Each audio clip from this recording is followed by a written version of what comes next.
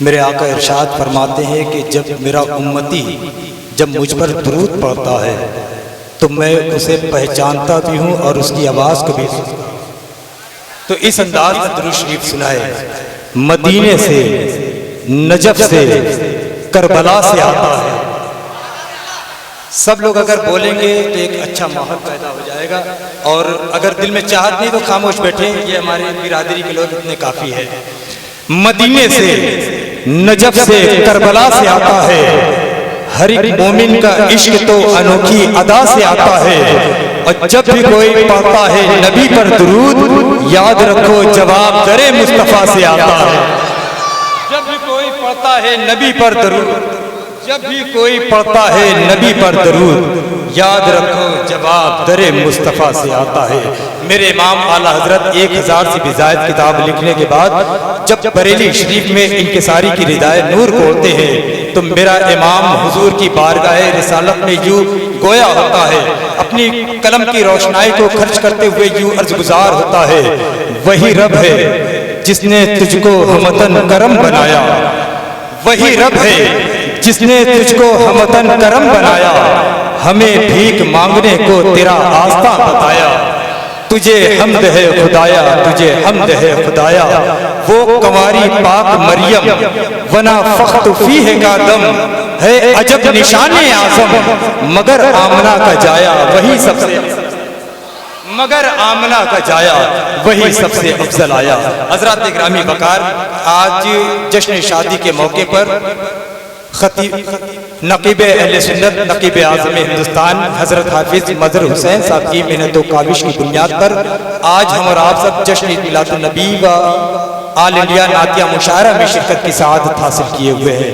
دعا ہے پروردگار عالم اس محفل پاک کے صدقے مظہر بھائی کے مکان پر رحمت و نور کی برسات عطا فرمائے، اور جو ان کے گھر سے جو قبر کی دنیا میں آرام فرمائے، مولا اس محفل کے صدقے ان کا جنت الفردوس میں اعلیٰ سے اعلیٰ مقام عطا فرمائے۔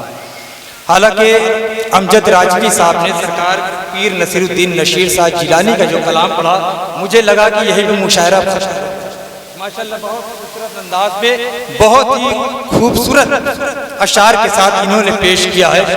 میں ایک چھوٹی سی بات کر کے میں گزر جاتا ہوں۔ جانتے پیر نصیر الدین نشیر صاحب جیلانی کون ہے؟ پڑوسی ملک میں آرام فرما ہے۔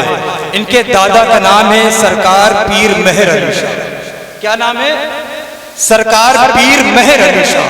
ایک روز خادم پاؤں دبا رہا تھا، خادم نے کہا حضور دعا فرما دے، بغداد شریف جانا چاہتا ہوں۔ تو پیر صاحب نے کہا بغداد شریف جا کر کیا کرو گے؟ تو خادم نے کہا حضور غوث اعظم کی مزار کو دیکھنا ہے۔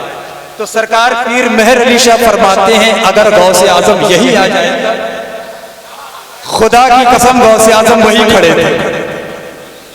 یہ مولا علی کے بیٹوں کی کرامت ہے، جہاں چاہتے ہیں ایک پل میں چلے جاتے ہیں، ایک پل میں بلا لیتے ہیں۔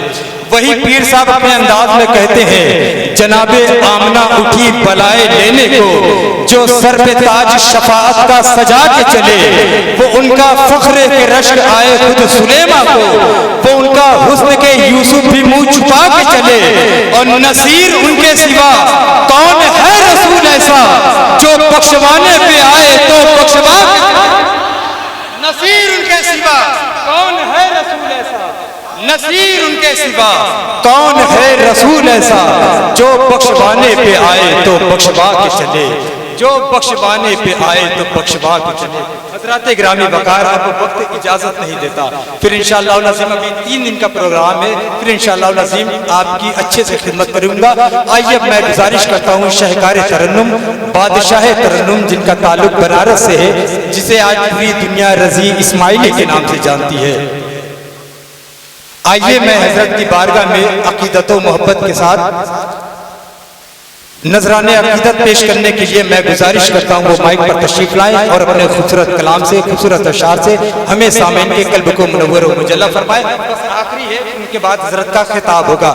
آئیے نعرہ لگا لیں، نعرہ تکبیر، نعرہ رسالت، مسلک اعلیٰ حضرت، فیضان غوث اعظم، جشن عید میلاد النبی، آل انڈیا نعتیہ مشاعرہ، نعرہ تکبیر، نعرہ رسالت، نعرہ رسالت۔ اسی لیے تو زمانہ نظیر دیتا ہے جو دے سکے نہ کوئی وہ فقیر دیتا ہے، نظر ملانے کی جرت تو بھول سے نہ کرنا، یہ سگے مسولی ہے شیروں کو چیر دیتا ہے۔